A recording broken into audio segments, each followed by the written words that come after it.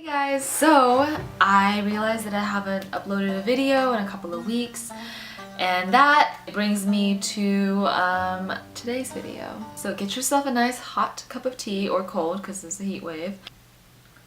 I just want to talk about perfectionism. So basically, I was talking to a friend of mine the other day, and I was really in this frustrated state of mind and just kind of getting really depressed. And the issue was my perfectionism. After we talked a bit and I went and watched some videos, I did a little bit of research, and I realized that perfectionism is for cowards because it is a sneaky form of procrastination. It's always been an excuse to say like one more take, which ends up being like 50,000 more takes, and 5 hours later I strain my voice, you know, hypothetically, and saying it's not finished yet, or it's not done yet, it'll be better tomorrow, it has to be better tomorrow, I'll be better tomorrow. One of the videos that I was watching was a guy called Leo from actualize.org, and I'll put a link to his video in the description, because for a while, you know, I was so used to perfectionism being a facet of my personality that it got to the point where it was like an abusive relationship with myself that I just allowed. It was like a roommate that just squats around on my real estate without paying any kind of rent, you know. In fact, it's holding me back. I mean, just a few days ago, like probably yesterday and the day before yesterday, got to the point where I just let this roommate take over my bed, like, oh hey, what's up, perfectionism? Yeah, you can have the bed tonight. I'll just curl up on the floor and die. And Leo says something like, basically, perfectionism is robbing you of your dreams, in a nutshell. And the lie is basically equating perfectionism with excellence. And having the very strict Asian upbringing that I've had, it's so ingrained in me. Like, always had to be the straight A student, top in my class, full ride scholarships, academia focused. You know, in high school I was told I wasn't allowed to do anything non-constructive. Basically, no musicals, no plays, nothing that was like fun, unless it was athletic, which is good for your body, or academia related. So basically I was on the quick recall team, which it's fun, sure, but like I wanted to do the arts. I wanted to do dance and theater, and I wanted to do musicals and things like that. And I used to sneak out of the Math and Science Academy just to go and be in a play. Sorry, Mom. But fuck perfectionism. It's trying to achieve something that doesn't exist. You don't create art for perfection. You know, you're supposed to create art for the joy of creating it, for the process of it. And this was a talk that I had with another friend of mine years ago. We were talking about like the two different types of people in the world, right? One is the results-oriented, and the other is the process-oriented person. And I wanted myself to be the process-oriented person.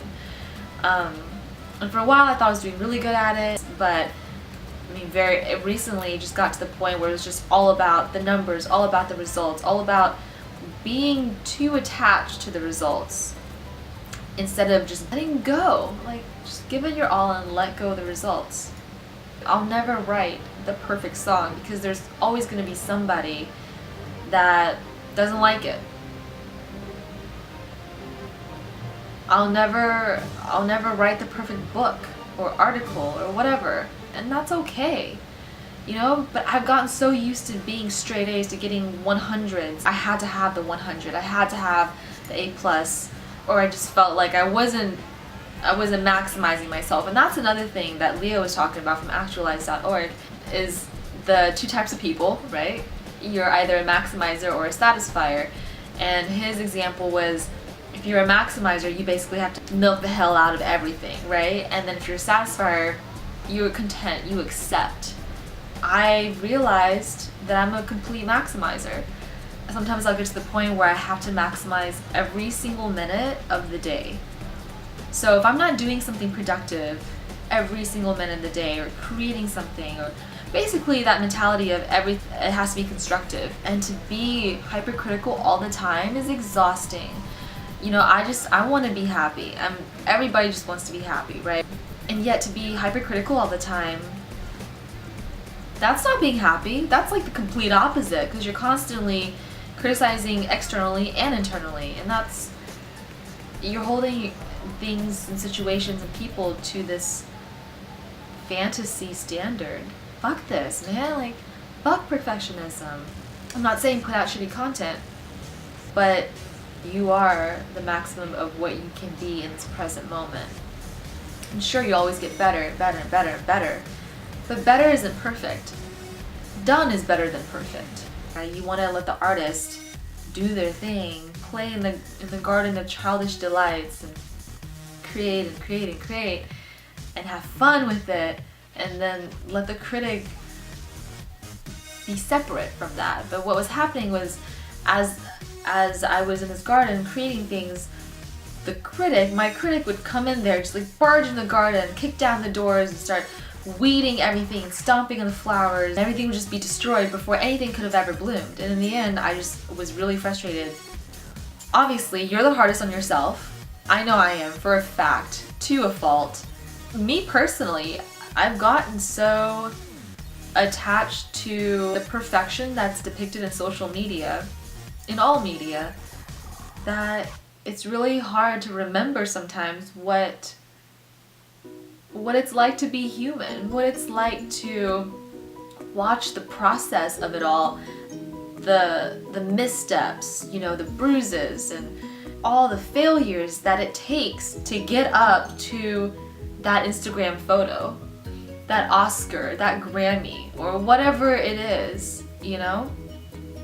We look at our idols and our role models and like, oh, they're so amazing and blah blah, but we don't really care to sit through the years that they spent failing up. I want perfection in an instant. Some of the things that I've tried, I'm gonna start up again, is to have a daily self-love journal. And this is basically where you write kind things to yourself. And it sounds cheesy, but hey, do what you gotta do, you know? So, I mean, like 3 steps, right? Number 1 is realizing that, yes, I'm a perfectionist, which I've kind of had, but I just accepted it for too long, you know? And step 2 is self-examination. Really observe throughout the day, like how hypercritical you are of everything internally and externally. And step 3, practice acceptance. Whether that be self-love journal or meditation, or just treat yourself to something cool. Be there for yourself when nobody else is. Those are 3 things that I'm kind of taking this challenge. So Leo's challenge is you wear a rubber band, and for me it'll just be a hair tie, and around your wrist, and basically snap yourself out of it whenever you notice that you're being hypercritical, and do it for 30 days. See what happens. I mean, what's the worst that can happen? Your wrist falls off? Maybe you should be less hypercritical. I'm just kidding. And in the meantime, please give this video a thumbs up if you liked it, and subscribe. Basically, I'm gonna have more tea time videos with sassy mugs. Thank you guys so much for watching this video, and I'll see you next time.